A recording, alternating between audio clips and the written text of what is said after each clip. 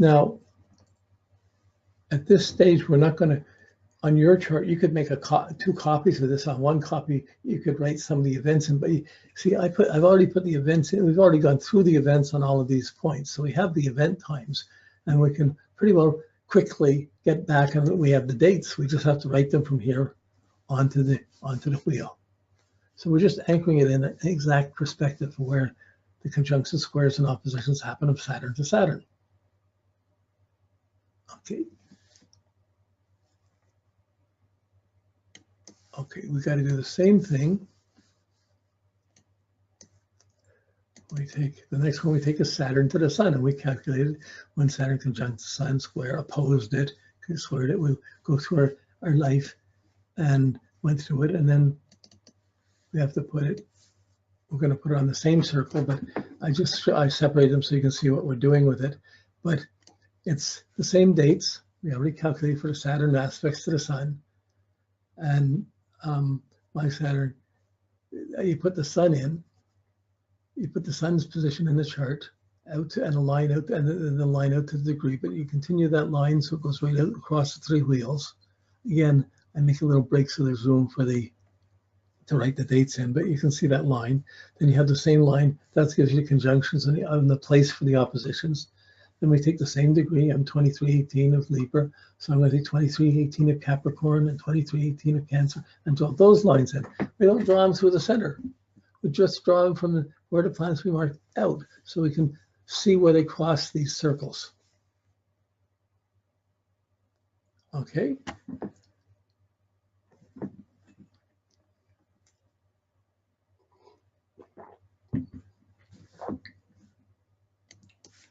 Okay. Then the third cycle we're going to take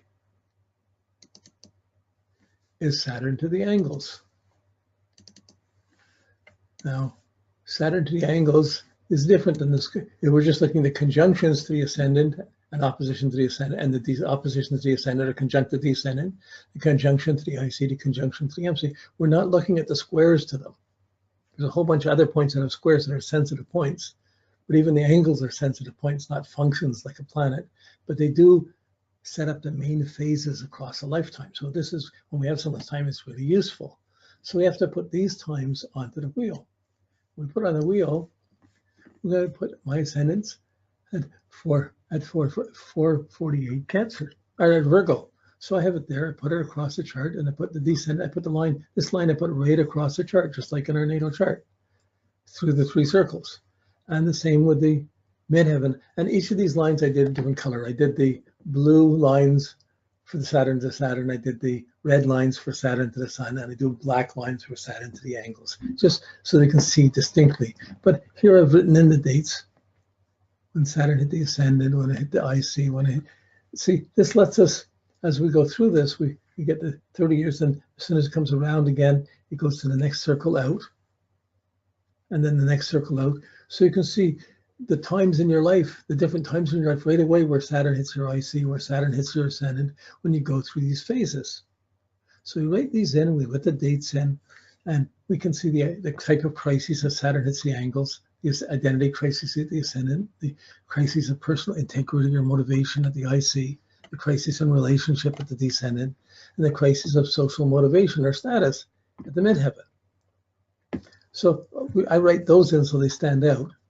And I mean, for 30 years, I made these out and I worked it with a person's chart, and I gave each person that so they could follow this themselves. After having the reading, they still were able to follow these and go along. And often they would come into something, and they'd see something coming up and they come in to get some more. When they can't think it through for themselves, they would come in to get some more advice. But once I did this, we shade the half of the half from the ascendant to the IC to the descendant, the half that's below the horizon is shaded in on the inner wheel, just on the inside of the inner wheel, just like on a natal chart. And we've written the phases for each quadrant: the phase of personal growth from the ascendant to the IC, the phase of growth and capacity from the IC up to the 6th house, to the descendant, the functional growth from the descendant to the MC, and the growth of influence from the MC to the ascendant. So we have the 4 phases by which we can see what we're going through. So just when we put these all together, we end up with this. this wheel. And it looks like this huge, complicated wheel. But really, it has, this is your Saturn, your main Saturn, it's like crisis times in your life. It's not including the moon, it's not including Mercury or Venus or Mars or Jupiter. It's just itself, the sun, your purpose and goals, and the direction, the phases you go through as it goes through the quadrants of your chart and as it hits the angles of your chart. Boy, just this is enough to do a consultation on. This is responsible advice. This is the structure that someone's ego grows on. This is how we develop and grow. And these are all the challenges of growth that we're going to run across with Saturn. And with Saturn, always there's a bit of a restriction, depression first, and then we have to make more effort. And then as we deal with it, we go through it and we become stronger or grow more, because as we go through each of these. And the older a person is, the more of these things they've got through, the more they deserve to be respected. Just some older person, doesn't matter if on the street or whatever, they live through a lot of these aspects. When you consciously know your astrology and are running into these aspects, and you go through one of them and you're having difficulty with it, boy, and you're glad to get through this one, then you imagine somebody's gone through almost 100 of them. Wow, you have to, how did they do it? How did they live? Like, how do they keep going? So these are our challenges. But this is the basic cycle of your Saturn graph of timings in your life. And it has very unique, distinct things in it. So everybody goes through the Saturn to Saturn at more or less within a year or so of the same time. Your Saturn square, second teeth come in usually within a year or so of each other. And so grade one or two, the kids come in with their teeth missing and they're waiting to grow their second ones and they won't. So this comes up, and then you have the Saturn opposition, the teenage time. But here you're going to see whenever these times happen, they happen at different time. Like this is the anchor, the Saturn to itself, the square, then back to the Saturn return, and it's going around on that, just the aspect. But for me, I have my Saturn in the 12th house. It happens in the phase, as it goes along, I get my Saturn return in the phase of growth and influence. And then we're going to go through this more.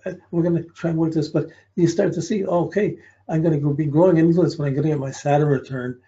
It started early. I'm going to get it in 76. That's the first time. Then it's going to come in 2005, 2006. I lived through two of them. The next one is 2035 if I live so long. These are my three Saturn returns, and they're all happening as I'm extending my influence and running into challenges around it, having to start new almost before the cycle's over, or how to end the old ones to make room. But the identity, so we have the Saturn cycle. Then we have the Sun cycle coming in, and we see my Sun's in Libra. You see, when the Saturn conjunction, you define your goals. You define your goals over that year, and it's another 30 years before you're going to come around and or 29 years before you're going to come around and define those goals again. You're going to extend, you're going to be adjusting goals, but you'll never define them as solidly, or they won't be defined for you as solidly until when Saturn goes over your Sun. So that's a really important date to have in a chart, to know when, at what ages in one's life and what years that happen. So much of the work with astrology, we remember when I was 17, it was a good year. When I was 21, I did this. We remember the age we were when we went through things. We've gone through the work of changing the age of our memory to the dates that actually happened on, to the years that actually happened on. And when we do that, we can start relating to a concept of time that includes other people, history, and we start seeing the years that things happen, and we develop a sense of evolution or timing of life. And against the background of our individual timing and experiences. So the Mars puts a conjunction to the Sun, opposite it will be the oppositions to the Sun. But here I'm going to see that my conjunctions to my Sun, Saturn comes 52, 53, comes at 82, comes at 2011, 12. You're going to see I've had 3 times Saturn's conjuncted my Sun in my life. And the things that happened at the first time are going to be directly related to the things that happened on the second time and the third time. So you can start to walk, what happened to you 29 years ago? What happened to you 7 years ago? You start to see how the Saturn patterns build a continuity up across a lifetime.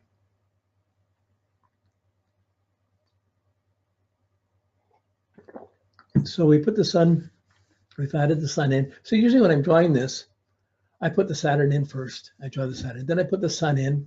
Now, if the Sun and Saturn are together, you're going to have two lines very together, and two of these dates are going to be the same.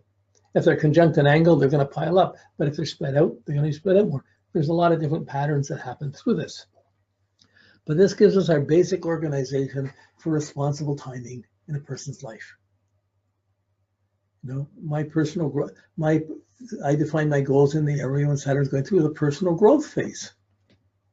What am I going to grow? What am I going to do? What's next? What do I have to learn? Or you could see it as God saying, learn this.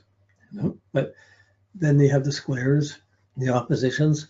My opposition comes in functional growth. When I'm trying to get involved with other people more and grow, that's when my most difficult time comes. Well, that's because it's opposed the area. I'm working on me more than us and where I fit in. So personal values mean more than social values. So in this transits, they come along, and I can see the times in my life where that crisis comes up. So even though there's different dates for different times, we're really looking at 4 events of Saturn, 4 events of Saturn to the Saturn, 4 events of Saturn to the Sun, and then we put it against the angles to see the phases that we're going through and the crisis points when we change from one phase to the next. It's beautiful. This is beautiful, but it's a literacy you have to get used to. Once you, if you should first look at it, you see the numbers, and say, "Oh, I'll never work with this; it's too much." But once you got it, and you see how to use this. This organizes all the Saturn transits. Everything else can get added onto this, but here you can see how to advise someone to be on track with their life. So 80%, 85% of my consultation is directing people how to be in touch with their Saturn. And if they're going to go beyond it, how to be prepared to go beyond it. And how to deal with the repercussions after you've gone beyond, how to get back on track to your Saturn cycle. If you get devastated, how do you put things together? You put things together back on the Saturn cycle. It's the responsible way. It's the valid way. It's the natural way. And the less you do that natural way, the more your life is going to not succeed or fall apart, or the more difficulties you're going to have. Life has a wonderful way of teaching us experiences from failures, from pain, from frustration. Like, it becomes important to put out good energy. We may not think so when we're young and angry, but eventually we have to say, whoa, what's healthy? That's good. So, okay, this is the first graph we have to do. We're going to have to do this for each person. You're going to have to do it for each chart. I'm going to give you someone's birth date, and you're going to have to calculate the chart, the aspect pattern, do the points total, and go through and calculate these points and draw this graph up for each chart we're going to do. This is our prep work. This is what lets me walk into someone else's time and talk about it. Okay, so while we're trying to do this, let's just see how.